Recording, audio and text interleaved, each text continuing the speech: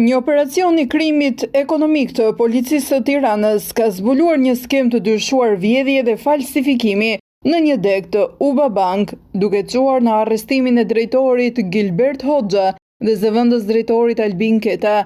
Sipas hetimeve të prokurorisë së Tiranës, dy drejtuesi dyshohet se kanë shpërdoruar detyrën dhe aksesin në sistemin bankar për të përvetësuar fondet e klientëve përmes mandateve të rreme të tërheqjes, ndërhyrjeve në sistem, konvertimeve valutore të paautorizuara dhe hapjes apo mbylljes së depozitave pa dijenin e klientëve. Deri tani dëmi i dokumentuar nga hetuesi llogaritet në mbi 200.000 euro.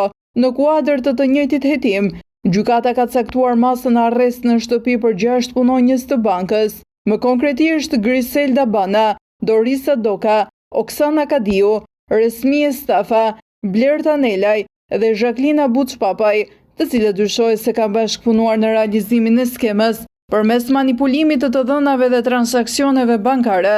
Ndërkohë, 4 punonjësve të tjerë, Elona Qose, Iva Dollaku, Ensuida Keci dhe Bjorn Mazniku, është vendosur masa pezullimi nga detyra, pasi dyshohet se kanë kryer veprime në kundërshtim me procedurat bankare, duke krijuar kushtet për realizimin e abuzimeve. Hetimi nisi pas kallëzimeve të disa klientëve që konstatuan mungesa të konsiderueshme në llogaritë e tyre bankare.